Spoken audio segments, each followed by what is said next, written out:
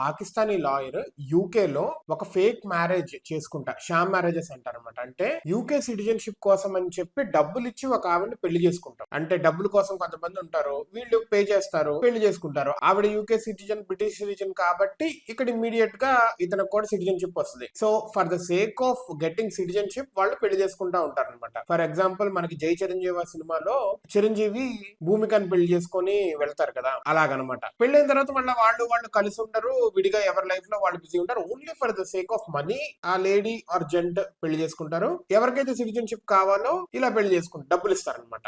కొన్ని నిమిషాల్లో పెళ్లి చేసుకోవాల్సి ఉంటే ఐడెంటిఫై చేసి యూకే బోర్డర్ ఏజెన్సీ అఫీషియల్స్ ఆ లాయర్ ఎవరైతే ఉన్నారో పాకిస్తానీ లాయర్ తనని తీసుకెళ్లారు. అయితే ఇది వెరీ కామన్ షామ్ మ్యారేజెస్ అంటారు, SHAM, షామ్ మ్యారేజెస్ అంటే ఫేక్ మ్యారేజెస్ లేకపోతే ఓన్లీ సేక్ ఆఫ్ మనీ జరిగే మ్యారేజెస్ అనమాట. ఈ మ్యారేజెస్ చాలా కామన్, పాత రోజుల్లో బాగానే జరిగాయి. ఇప్పుడు ఐడెంటిఫై చేస్తున్నారు అండ్ ఐడెంటిఫై చేసి తప్పులు ఏమన్నా ఉన్నా, ఆల్రెడీ మ్యారేజ్ అయిపోయిన only for the sake of marriage చేసుకుంటున్నా కానీ వాళ్ళని తీసుకెళ్లి జైల్లో పెట్టడమో డిపోర్ట్ చేయడమో ఏదో ఒకటి చేస్తున్నారు. అండ్ దీనికి ఫైన్ £13,000 కూడా ఉంది. సో యూకే ఇంతలాగా గబ్బులా తగలడానికి one of the major reasons కూడా ఇవే. ఇంకేం చేస్తాంలే కానీ యూకే ఇప్పుడు ఒక రకంగా నెక్స్ట్ ఇస్లామిక్ కంట్రీ యూకేనే అవుతుంది. We have to wait and see. యూకేకి ఏ కంట్రీకైనా కానీ మంచి జరగాలంటే ఇట్లాంటి ఇల్లీగల్ ప్రాక్టీసెస్ ని ఐడెంటిఫై చేయాలి అండ్ వెరీ స్ట్రాంగ్లీ కూడా పనిష్ చేయాలి.